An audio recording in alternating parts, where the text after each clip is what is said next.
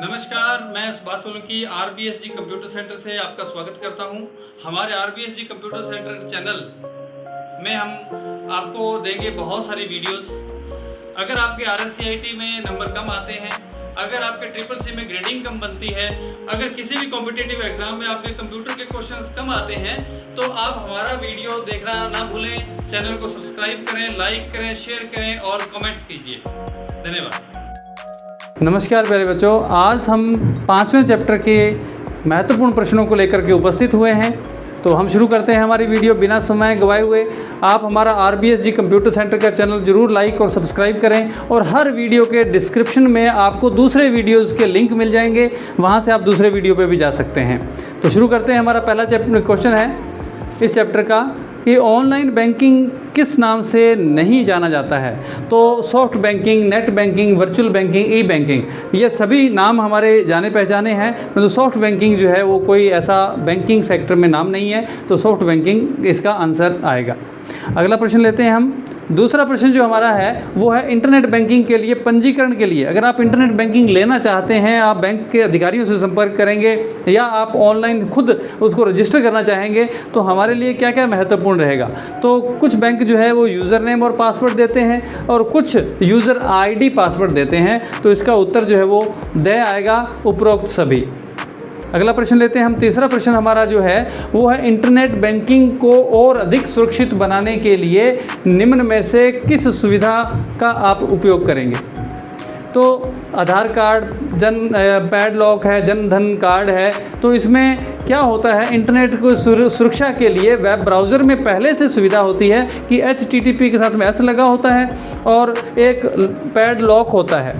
ये दोनों सुविधाएं अगर उसके अंदर हैं, किसी वेबसाइट को आप यूज़ कर रहे हैं, तब आप उसके अंदर ट्रांजैक्शन करें। अगर ये नहीं लगा हुआ आ रहा तो आप ट्रांजैक्शन ना करें। और इससे और अधिक सुरक्षित बनाने के लिए OTP सुविधा का दिया हुआ है कि आपके बैंक मोबाइल में जो रजिस्टर है बैंक में, उसमें आपका OTP आएगा। अगर आप वो सही देंगे तो अब आपकी ट्रांजैक्शन सक्सेसफुल होगी। आगे नेक्स्ट प्रश्न है हमारा चौथा। बैंकिंग ट्रांजैक्शन से संबंधित मैसेज को ग्राहक को क्या भेजते हैं। जब आप ट्रांजैक्शन कर लेते हैं तो उसके बाद में आपके पास संदेश कैसा आता है। तो एक मैसेज से भी आता है और ईमेल से भी आता है। तो दोनों आंसर सही है, इसका स आंसर सही रहेगा।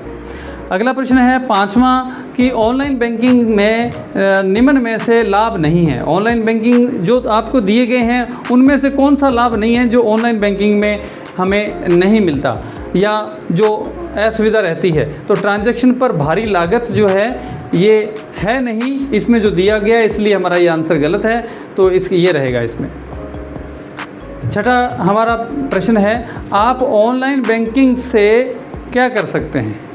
ऑनलाइन बैंकिंग, इसमें आंसर जो है आपका A सही रहेगा, डेबिट कार्ड का पिन पुनर्जनरेट करना, ये इसका आंसर है। A आंसर सही रहेगा। आप इसको A आंसर सही कर लीजिए, पहला आंसर। अगला प्रश्न है हमारा सातवां प्रश्न है निम्न में से बैंक कौन से प्रकार का खाता नहीं खोल सकता है। तो बचत खाता खोल सकता है, आवर्ती वाला खाता खोल सकता है, चालू खाता मतलब करंट अकाउंट खोल सकता है, म्यूचुअल फंड अकाउंट जो है बैंक नहीं खोलता है। अगला प्रश्न है हमारा आठवां प्रश्न है जनधन खाते की शुरुआत कब हुई थी। जनधन खाता अगस्त 2014 के अंदर इसकी शुरुआत हुई थी। तो इसका आंसर B रहेगा। अगला प्रश्न है नौवां प्रश्न हम लेते हैं जन धन खाता खोलने के लिए आवश्यक डॉक्यूमेंट जो नहीं है। निम्न में से जो आवश्यक नहीं है, OTP आवश्यक नहीं होता क्योंकि Aadhaar card, job card, pan card ये आवश्यक होते हैं। खाता खुलाना चाहते हैं तो OTP नहीं होता। तो इसका आंसर सही है। 10वां प्रश्न है कि क्रेडिट कार्ड नंबर कितने अंक का होता है। चाहे डेबिट कार्ड हो या क्रेडिट कार्ड, अंक समान होते हैं। तो ये 16 अंक जो सामने आपको प्रिंट दिखाई दे रहे हैं, हमने ये व्यवस्था भी करी है कि आपको उसको चित्र के रूप में भी दिखाएं ताकि आपको ज़्यादा अच्छी तरह से समझ में आए। अगला प्रश्न है 11वां HTTPS में जो है S है उसका क्या मतलब होता है। तो आप जैसे चित्र में देख रहे हैं, आप कोई भी अगर ऑथराइज साइट खोलते हैं तो उसमें S लगा होता है साथ में। तो S का मतलब होता है सिक्योर। अगला प्रश्न लेते हैं हम CVV का विस्तारित नेम क्या है। CVV कहाँ होता है, जब हम क्रेडिट कार्ड या डेबिट कार्ड लेते हैं तो उसके बैक साइड में 3 अंक लिखे होते हैं, उसको CVV नंबर बोलते हैं। तो CVV का फुल फॉर्म होता है कार्ड वेरिफिकेशन वैल्यू। तो B आंसर सही रहेगा। अगला प्रश्न लेते हैं हम 13वां। क्रेडिट कार्ड के महत्वपूर्ण वैल्यू नहीं है। क्रेडिट कार्ड में CVV बहुत महत्वपूर्ण है। कार्ड का जो 16 अंकों का नंबर है वो भी महत्वपूर्ण है। एक्सपायरी डेट जो नीचे दी होती है वो भी महत्वपूर्ण नंबर है, क्योंकि इनके बिना हम कहीं ट्रांजैक्शन नहीं कर सकते हैं। पासवर्ड जो है इसके लिए महत्वपूर्ण नहीं है।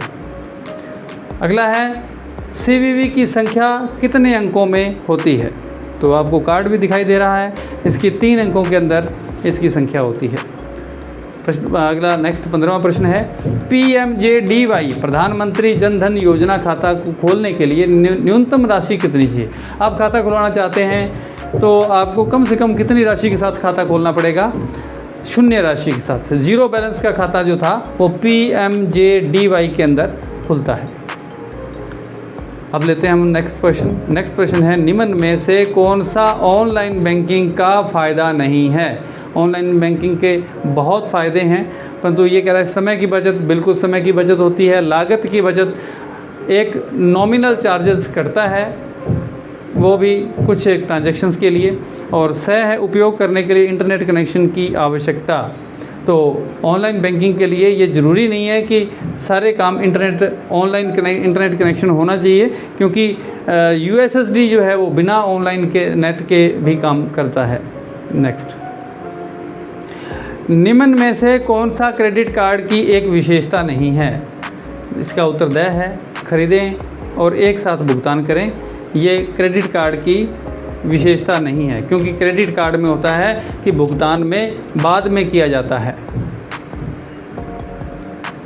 OTP का पूरा नाम क्या है। OTP का पूरा नाम है one time password. One time password OTP जो हमारे पास मैसेज आता है हम उसका यूज़ करते हैं, वो उसका ये नाम है। UPI का पूरा नाम क्या है। 19वां प्रश्न है कि यूनिफाइड पेमेंट इंटरफेस जिसका फुल फॉर्म है। आप सब लोगों ने ये जितने भी फुल फॉर्म्स हैं वो याद रखनी है। नेक्स्ट क्वेश्चन है हमारा 20वां। इसके अंदर है कि UPI में पुश टेक्नोलॉजी का उपयोग कब किया जाता है। पैसा भेजने के लिए जो तकनीक उपयोग की जाती है वो पुश टेक्नोलॉजी कहलाती है। अगला प्रश्न है 21वां। SBI बडी क्या है। SBI बडी मोबाइल का एक वैलेट है, एक ऐप है जो SBI बैंक के द्वारा दिया जाएगा। निम्न में से मोबाइल वैलेट का उदाहरण जो नहीं है।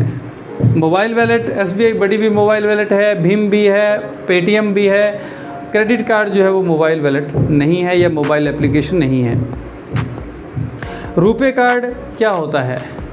रुपे कार्ड घरेलू डेबिट कार्ड है, NPCI द्वारा प्रस्तुत किया गया कार्ड है, सभी ATM और POS मशीनों पे भी स्वीकृत है। तो इसका उत्तर है उपरोक्त सभी। निम्नलिखित में से कौन से लाभ PMJDY से जुड़े हैं। प्रधानमंत्री जन धन योजना से क्या लाभ जुड़ा हुआ है। तो 1 लाख रुपए तक का जीवन बीमा कवर भी होता है। जिनका जन धन खाता है उसका 1 लाख रुपए का जीवन बीमा है। जब भी अगर किसी प्रकार से वो एक्सपायर हो जाता है तो 1 लाख रुपए उसको मिलते हैं। 30,000 रुपये का जीवन बीमा कवर है। एक्सीडेंटल बीमा होता है ये 30,000 रुपये तक का, और 5,000 रुपये तक की ओवरड्राफ्ट की सुविधा, यानी आप 5,000 रुपये तक की ट्रांजैक्शंस कर सकते हैं।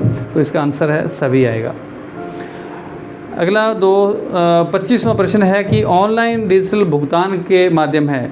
ऑनलाइन डिजिटल भुगतान के माध्यम डेबिट कार्ड से भी कर सकते हैं, क्रेडिट कार्ड से भी कर सकते हैं, और नेट बैंकिंग से भी आप ऑनलाइन डिजिटल ट्रांसफ़र कर सकते हैं कहीं भी। अगला प्रश्न है 26वां। ऑनलाइन बैंकिंग या नेट बैंकिंग का उपयोग हेतु क्या आवश्यक है। आपको यूज़र ID या यूज़र ID पासवर्ड या यूज़र नेम, तीनों में से तो उत्तर सही है कि यूज़र ID या यूज़र नेम व पासवर्ड ये आवश्यक है हमारे लिए। अगला प्रश्न है कि भारत में आर्थिक रूप से कमज़ोर वर्गों तक वित्तीय सेवाएं किफ़ायती तरीक़ों से पहुंचने की योजना का क्या नाम है। ये है जन धन योजना। जन धन योजना से हम आर्थिक रूप से कमज़ोर वर्गों के व्यक्तियों तक, लोगों तक हम पहुंच सकते हैं। भामाशाह सक्षम बैंक खाता की पहल राजस्थान सरकार द्वारा कब की गई थी। तो ये 2008 के अंदर इसकी शुरुआत की गई थी। बुनियादी सुविधा युक्त मोबाइल फ़ोन का उपयोग करके कौन सी मोबाइल बैंकिंग सेवा का उपयोग किया जा सकता है। अगर आपके पास छोटे वाला फ़ोन है, नंबर कीपैड वाला फ़ोन है, तो उससे भी हम जो है वो ऑनलाइन बैंकिंग कर सकते हैं। मोबाइल बैंकिंग बोलते हैं उसको। और ये USSD फैसिलिटी होती है, इसकी फुल फॉर्म होती है अनस्ट्रक्चर्ड सप्लीमेंट्री सर्विस डाटा। वह उत्तर सही है इसका। 30वां प्रश्न है, पॉइंट ऑफ सेल मशीन से निम्न में से किस विधि से भुगतान नहीं किया जा सकता? अगर आप पॉइंट ऑफ सेल मशीन से है तो नेट बैंकिंग से इसमें नहीं होता है, इसमें डेबिट क्रेडिट कार्ड का उपयोग होता है, इसलिए सही आंसर इसका रहेगा। अगला है 31वां प्रश्न, निम्न में से मोबाइल वैलेट नहीं है। मोबाइल वैलेट यहाँ जो पूछा गया है इसकी मंशा ये है जिसके अंदर वैलेट खुद अपने पैसे रखता है और हम किसी वैलेट टू वैलेट सीधे हम ट्रांसफ़र कर सकते हैं, उसमें बैंकिंग से ट्रांजैक्शन नहीं होता है। तो मोबीक्विक है, फ़ोनपे है, पेटीएम है, इनके पास जो है वो खुद के वैलेट होते हैं। तो भीम एक ऐसा एप्लीकेशन है जिसके अंदर आप बैंक टू बैंक ट्रांसफ़र कर सकते हैं, इसके खुद के वैलेट में पैसे नहीं डाले जा सकते। अगला प्रश्न लेते हैं हम, मर्चेंट साइट पर जाकर भुगतान करने से पहले हमें ध्यान क्या क्या चीज़ें रखनी है? जब आप कहीं भुगतान कर रहे हैं, किसी को पेमेंट कर रहे हैं, तो आपको ये ध्यान रखना है क्या कि लॉक प्रतीक, उसमें एक जो एड्रेस बार है उसके ऊपर लॉक लगा हुआ दिखाई देना चाहिए, या आपने HTTP लिखा हुआ दिख रहा है तो HTTP के साथ S लगा हुआ दिखाई देना चाहिए। इसका आंसर सही रहेगा। ए और ब दोनों चीज़ें आपने देखनी है। 33वां प्रश्न है, डेबिट कार्ड के ऊपर अंकों की संख्या। पहले प्रश्न आया था क्रेडिट कार्ड के ऊपर अंकों की संख्या, तो क्रेडिट कार्ड है या डेबिट कार्ड है, दोनों का प्रयोग हम वित्तीय सेवाओं के लिए करते हैं, परंतु दोनों का उपयोग में थोड़ा अंतर है। डेबिट कार्ड जो होता है वो जितने हमारे खाते में पैसे जमा होते हैं वो निकलवा सकते हैं। क्रेडिट कार्ड एक उधार कार्ड होता है जो प्रत्येक व्यक्ति के अलग लिमिट देता है बैंक, उतने पैसे वो यूज़ कर सकता है 1 महीना 50 दिन के लिए। तो इसकी अंक जो है इसके अंदर 16 अंक होते हैं। अगला प्रश्न हमारा, ऑनलाइन भुगतान किया जा सकता है। ऑनलाइन भुगतान जो है वो debit card, credit card, POS machine से किया जा सकता है। Debit card, credit card, POS machine, इन सब से ऑनलाइन भुगतान हम कर सकते हैं। अगला नेक्स्ट क्वेश्चन है, MMID का उपयोग किया जाता है।